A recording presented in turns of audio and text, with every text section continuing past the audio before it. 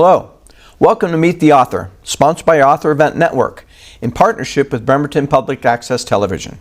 I'm your host, Guy Morris. Author Event Network is a nonprofit association of authors who sign books at local fairs, festivals, and events, and our guest today is Stephen Craig. Hi, Stephen. How are you doing?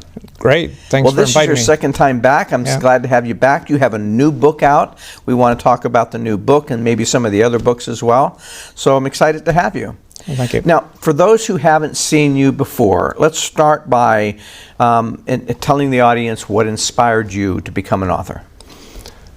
I like telling stories, and my most successful book is The All President Accounted For, and that took me 18 months to research and interview 50 people. But and that one actually started out as a magazine article and blew up into a book form. But I just enjoy telling stories. I like reeling stories. The first book I wrote was Chronicles of Katrina, and that was based on my 5 trips down to Louisiana for the Coast Guard. I got recalled 5 times. Jokingly, my wife said if there was a 6th time I could make it one way, because she sort of had it a little bit rougher with 2 teenagers at home. But I was sending daily emails back from Louisiana for that event. And when I got done with it, people say, well, you know, you should put it in a book. And so I put it in book form. Okay. And it did well. I got a lot of speaking engagements. I was actually invited over to Italy, to both Rome for the conference over there, and then I was taught a course over in Pavia, Italy. And that was quite interesting. Excellent. So excellent. It was, I enjoyed doing that, and I enjoy talking to people about it, especially when I do book events. Okay, so basically your experiences that you just felt compelled you to really write. Yes. Okay. Now, you have a latest book. Is this the latest book out? No, that's the last one. It's done quite well. It's sold about 6,000 copies. But my latest book comes out this next week. Okay, so it's not out yet. No. Okay. It's a disaster and emergency preparedness checklist.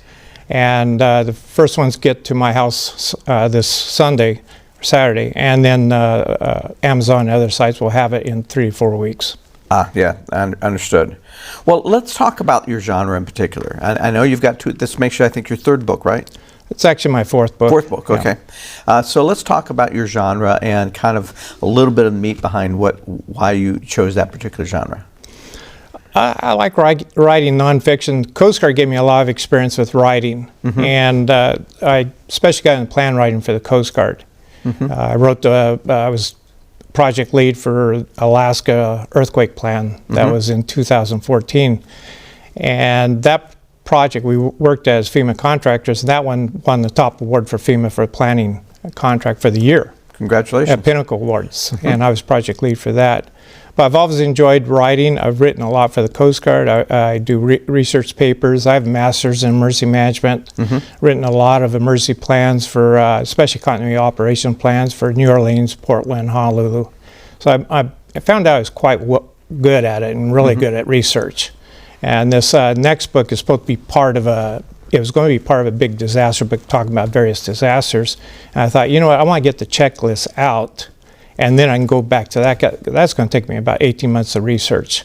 So the checklist itself took me, I thought it'd be out in 2 months. It took about 7 months. Okay. But it's based on my experiences and talk about general preparedness and vehicle preparedness. And then I go into specific like tornadoes, floods, wildfires, how you can be better prepared, earthquakes, so forth. Excellent. So I'm surprised it took that long to really come up with a list that you were already an expert on. Was it that? How did you have to go to the research to find all that information? I took some of it from Chronicles of Katrina. I had a preparedness section in there. A lot of it was just based on my experience. And a lot of information's out there. It's a matter of just putting it together. I had one company working on as far as formatting, because I wanted to make sure it was a good format. And after about 2 months of them fooling around, I basically had to start over and get a different company. And so I got another company, and it looks great, and so I'm excited to see it when it comes out. Excellent. Well, your new book, Disaster and Emergency Preparedness, which you've been talking about, will be available next week, in another week or so. You talk about preparedness for all these different disasters. Do you feel like we're running into a season of the world where disasters are going to be more commonplace and people need to be more prepared? What prompted you to really kind of focus on that particular topic?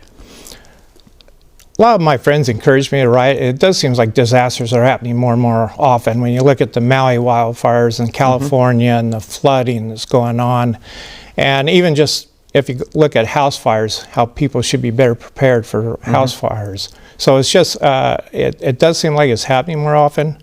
But I've got, like I mentioned, I got Master of Emergency Management. I got recalled 13 times for the Coast Guard to deal with various disasters, Hurricane Katrina, Ike, Deepwater Horizon oil spill. And so I've got quite a background. People can write about books, but I bring also the experience level goes into the books as well. Excellent. Stuff you can't find anywhere else. You mentioned the checklist. Now, this is checklists for governments or for individuals, or who are you targeting with these books? I'm targeting individuals, families. There's a section in there for a short checklist for like assisted living facilities, seniors section for theirs.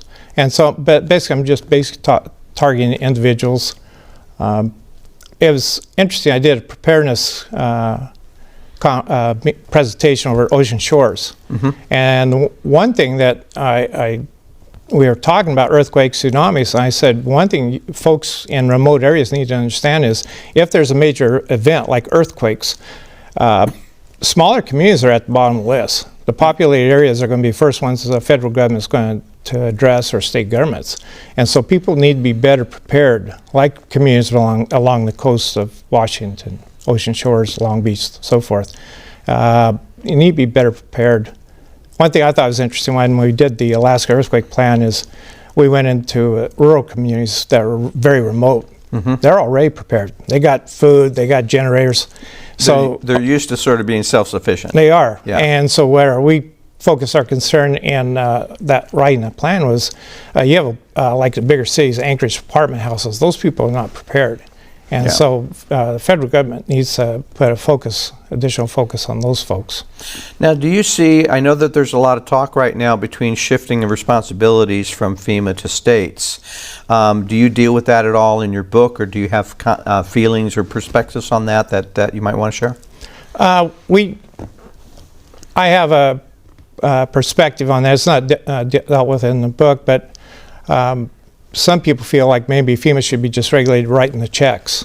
And I tend to think that might be the correct approach. Turn it over to maybe the Army Corps of Engineers, somebody else, as far as delivering the water, food, that kind of stuff. I worked as a contractor for FEMA for 5 years. And one thing that surprised me was talking to people. There's some people from FEMA, and 95% are great people, but there's a small percentage that they won't respond to anything. You call them up, they're not going. And so it's gotten to the point where you see up there in FEMA that they won't call those people because they know they won't go. Yeah. And so if you have a chain of command, it's a little hard to turn it down saying, you're going over here, yes, I will go. But it's, I think it would be better served by having it like Army Corps or state government. State of Florida has got their act together. They know how to deal with stuff like that. Interesting. So tell us about, you've interviewed over 50 people for your successful books. You know, how much other research did you do, and did any of those people refuse to talk to you, give you an interview, and why would they not? When I did the Jarvis book, the All President Accounted For, like I said, I interviewed over 50 people associated with the rescue, the crew members, so forth. And when I was calling the crew members, 35 of them, 2 of them refused. One was a minister in Kentucky. He had been a crew member, and he just said, I'm not interested. And another one was even shorter, and he lived in Dallas, Oregon, and he hung up on me. And when the book came out, the gentleman from the Dallas, Oregon called me up and said, I thought you were scamming me. He said that's why he refused to talk to me. And he actually came up a couple days later to Centralia, and we had lunch, and he talked, and he gave me 10 pages of notes of his perspective what happened during the incident. But I told him it was a little bit late for that. But he was the first one. I'm trying to like film people, get their interviews, because a lot of them are in their 70s and 80s, and he was the first one I interviewed.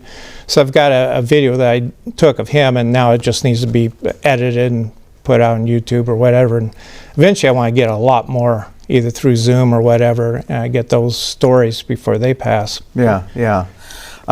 Now, beyond the next book, what are your plans for the future? What kind of other books do you see yourself writing? I know authors always have a series of books in their head that they're trying to figure out how to get out. Yeah, I got a bunch of them in my head, and I got some of them are rough drafts on my computer. I got a book on leadership and management based on my Coast Guard experience as senior officer. Plus, I was postmaster in Postal Service, so there's a lot of stories there.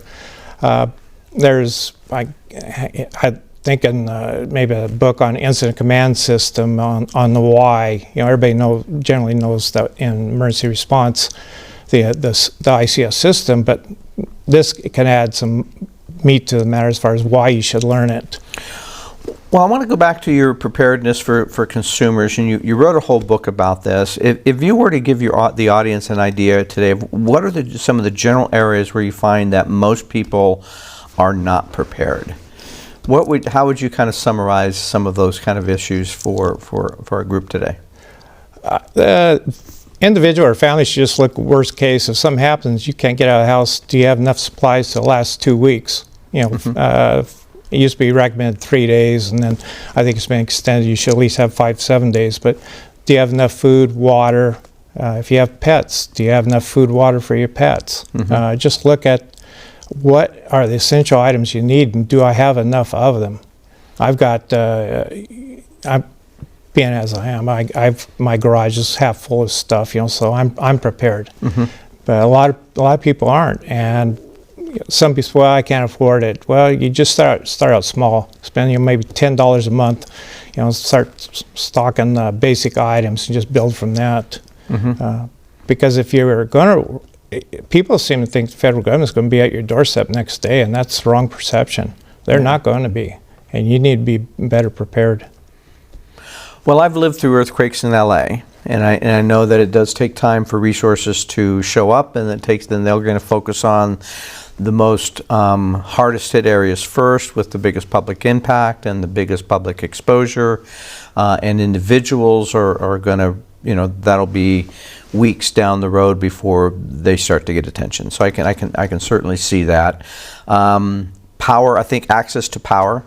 I think a lot of us maybe don't realize how dependent we are on the power system, and if the power system goes down, all that great food in the freezer is not going to be good for another week.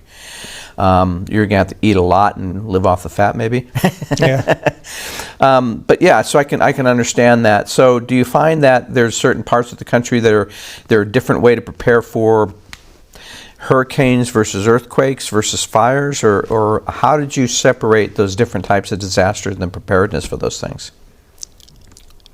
First off, I would look at general preparedness, make sure you have food, water, medicine, stuff like that. But then you have to look at evacuation. If you're in a flood area or earthquake area, what are evacuation routes? You should know where they are at. Just a general knowledge, check with the local emergency management county office and see what kind of plans are out there. Knowledge is the best thing to learn from something like this, to be better prepared.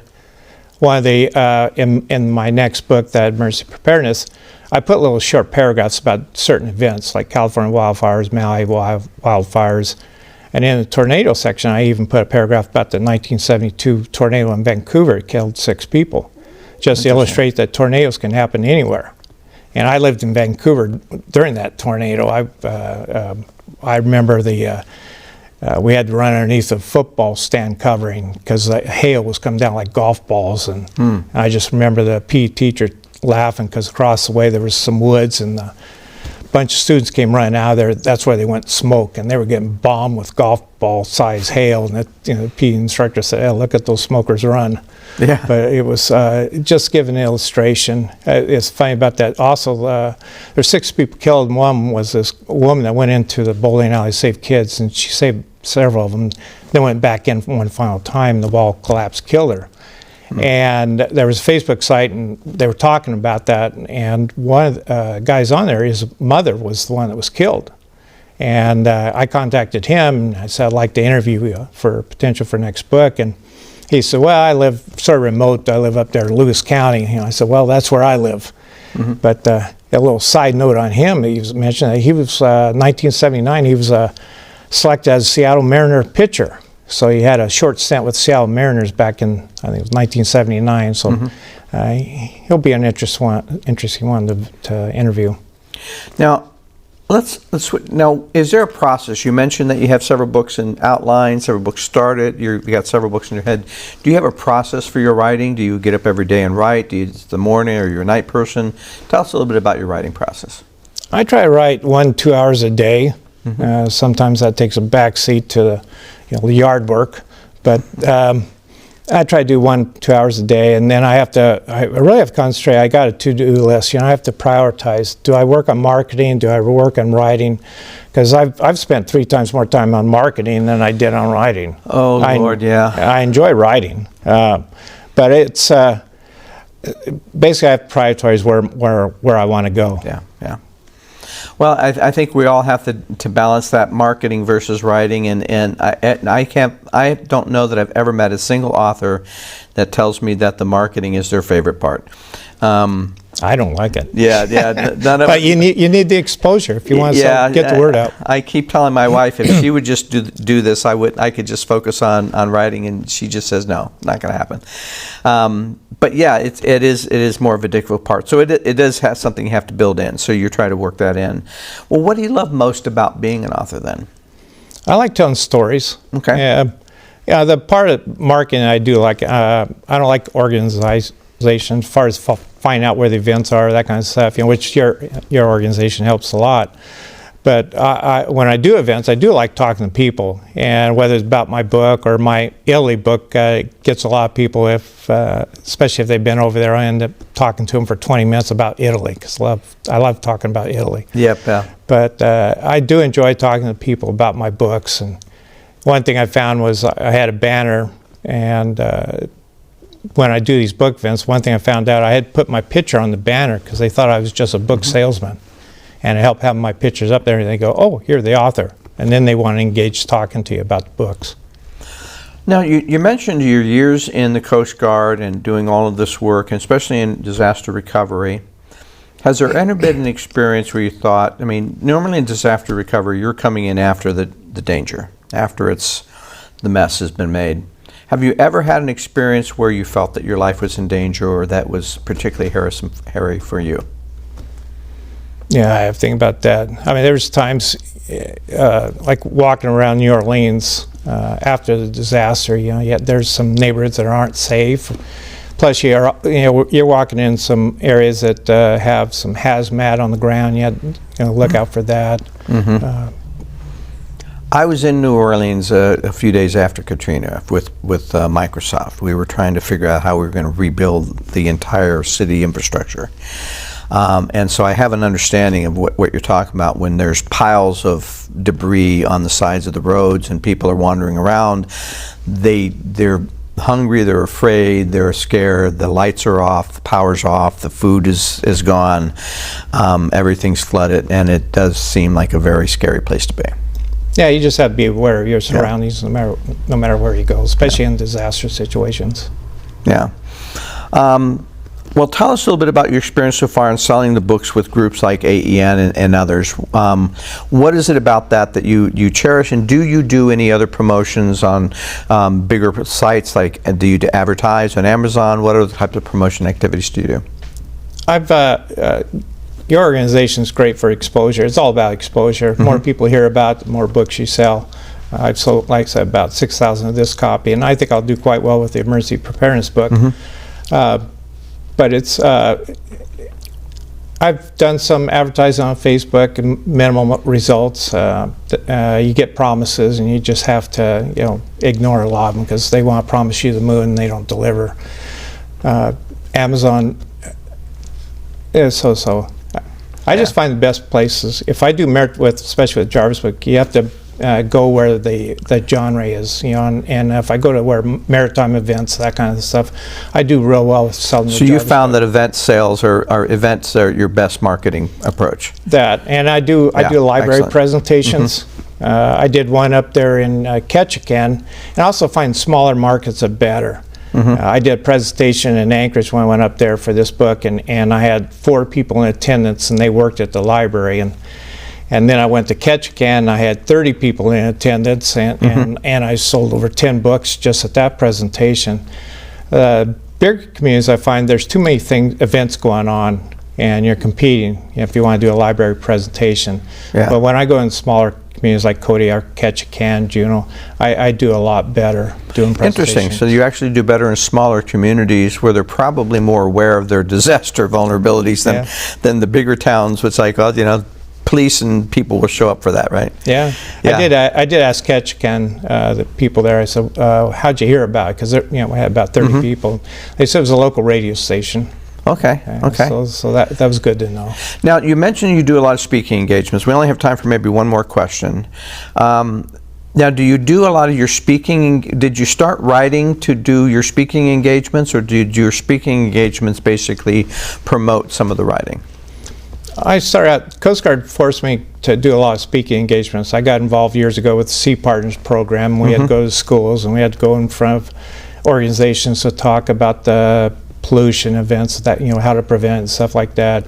I remember one where I did Bridge Tenders conference in Portland, and they wanted me to go up there and talk to them. So I figured, how many is that? 30? Yeah. And I got there, it was like 500 people in the audience. Wow. Okay. And I was the last speaker, and they did not want to hear me. They just wanted to get out and go home. But it was I started out speaking a lot for the Coast Guard, and in 1996 I did entered an essay contest for the Coast Guard, and I took second place on the future of the Coast Guard. That was probably the first time I really thought, hey, I might make a living out of this, or a career out of this, because I really enjoy it. Yeah. Which is 2018 when I finally retired from everything. That's when I started writing this book. But that's when I could devote the time I wanted to. Excellent, excellent. Well, I've always enjoyed listening to your stories, because you do have a realism. You're really, there's nothing false about or fictional about the kind of stories you're bringing. And it's always a pleasure to have a nonfiction author in the group, because we get asked for nonfiction all the time.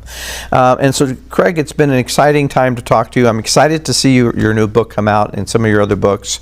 And thank you for joining us today. Okay, I appreciate it. Thank you. And thank you for watching Meet the Author.